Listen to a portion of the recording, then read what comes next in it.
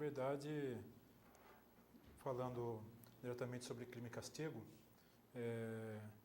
que na verdade ele até retrata alguns pontos, como outros livros do próprio Dostoiévski, a vida dele. Nós temos, né, no Crime e Castigo algumas passagens que algumas pessoas colocam como bem práticas da vida, como aquela prisão na Sibéria, né?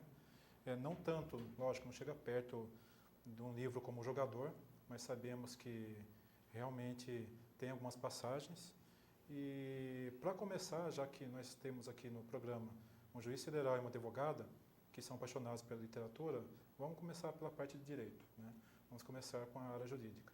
Ontem eu estava conversando no Facebook com uma grande amiga, que ela foi corregedora auxiliar do Sistema Prisional Paulista, ela foi diretora-geral da Penitenciária Feminina de Tremembé no final da década de 70, começo da década de 80, né? E adora literatura, adora cultura e adora também o direito, né? Ela que também é advogada, né? Ela pediu até para fazer uma pergunta, assim, jogar assim uma polêmica aqui no programa. Ela pergunta sobre o 5º mandamento da lei de Deus, né, que seria o não matarás, e ela coloca também sobre o artigo 121 do Código Penal Brasileiro, que esse artigo ele fala de matar alguém, né? Daí ela faz na verdade uma comparação entre os dois e ela coloca no sentido desses dois artigos, um está falando não matar alguém, que no caso é o 121, e o outro da Bíblia, e ela fala que o nosso direito em geral, o direito romano e também o direito brasileiro em geral, segundo o ponto de vista dela, ele é bem católico, ele é bem religioso, fundado em cima da religião. Vocês poderiam comentar em cima disso e já entrar no Raskolnikov? Como que poderia ser isso? Primeiro, uma discussão jurídica, né? Na verdade, vocês falam a opinião de vocês em cima disso, comparação do 121 com o mandamento da lei de Deus, daí a gente já parte para o Raskolnikov. Quer passar a bola para o início da discussão? Bem, de fato, a preservação da vida é um daqueles preceitos imemoriais que remontam à lei mosaica e mesmo à lei pré-mosaica. A vida, de fato, o homem percebe desde do início da consciência adquirida da vida em sociedade, do processo civilizatório, o homem se apercebe de que a vida não é só um bem intangível, mas a preservação da vida é a própria condição de possibilidade de uma vida em sociedade. Então nós não temos só na vida um valor ético, ela também tem um valor utilitário. A vida tem vários aspectos, né? Nós temos muito pouco tempo para discorrer sobre isso. E é também um preceito ético de natureza religiosa, já que todos, segundo o ponto de vista religioso, todos somos filhos de Deus. Deus é quem nos dá a vida e, portanto, só Deus é quem tem autoridade para tirá-la. Daí vem um primeiro preceito de que se nós não somos deuses, e já começamos aqui a entrar em Raskolnikov, se nós não somos deuses, que é quem dá a vida, quem somos nós para tirá-la? E obviamente que esse preceito básico não passou despercebido de Dostoiévski. Quando nós lemos as elucubrações íntimas, aqueles surtos intrapsíquicos de racionalização do irracionalizável feitas por Raskolnikov, nós percebemos de que muitas vezes ele brinca de Deus. E brinca de Deus na medida em que testa a validade desses preceitos. Na verdade, isso o Dostoiévski faz muito bem quando ele debulha esses movimentos intrapsíquicos dos seus possessos, dos seus endemoniados. Não raro essa autossuficiência e esse provisório, mas sempre presente sentimento de onipotência acaba assaltando esses seus personagens. E obviamente que, como bom cristão que foi, embora a cristandade de Dostoiévski seja uma cristandade muito peculiar, muito russificada, enfim. Mas, como não poderia deixar de ser, ao testarem esses preceitos, que supostamente seriam editados por Deus, esses seus personagens acabam pagando um preço muito caro.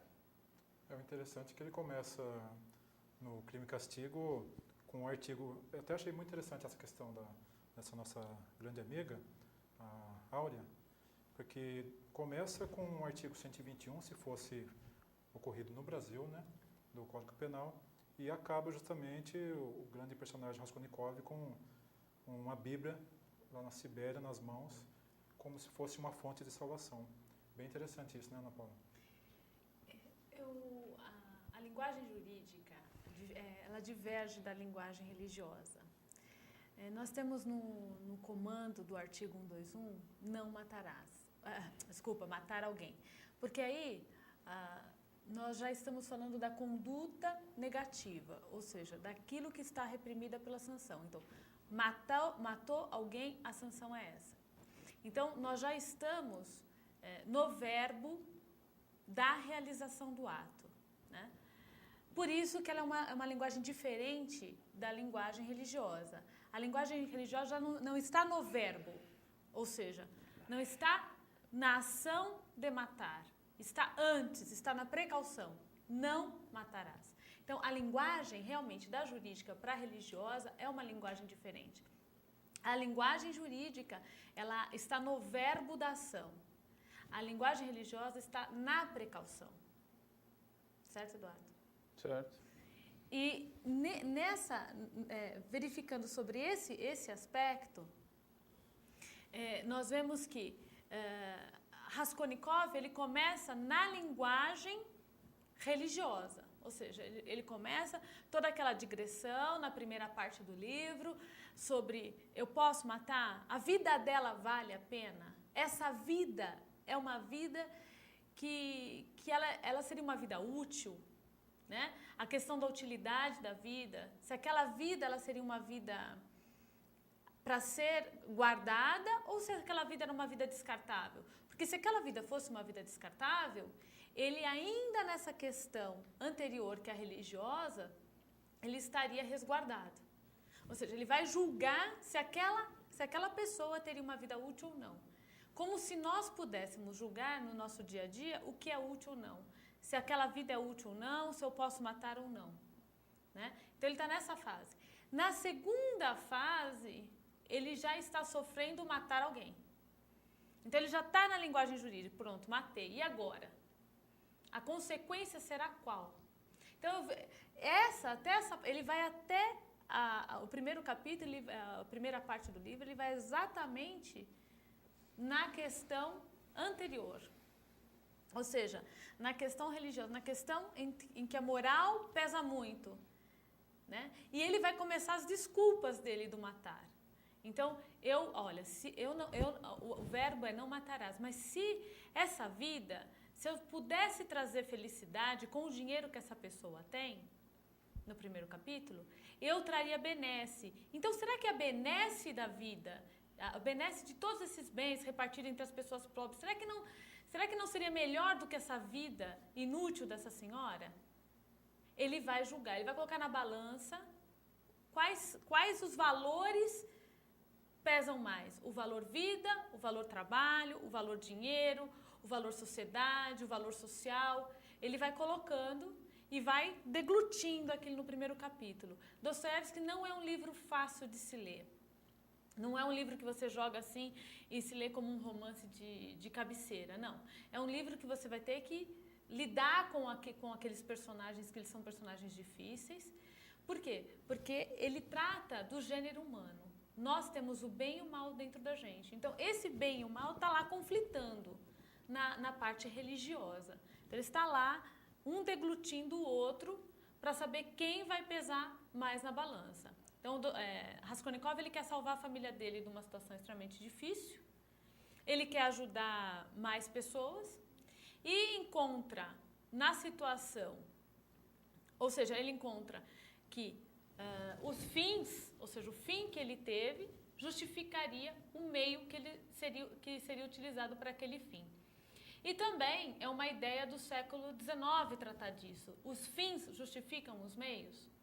Então, essa teoria incutida no século XIX, que foi muito prolatada, ou seja, que ainda existe nos países pragmáticos, de que os fins justificam os meios, foi utilizada nessa primeira parte, muito bem utilizada, no próprio psíquico do Raskolnikov, quando ele luta com ele mesmo sobre essa característica da realização ou não do ato, que religiosamente seria imoral, mas pragmaticamente, em tese, poderia ter um resultado benéfico.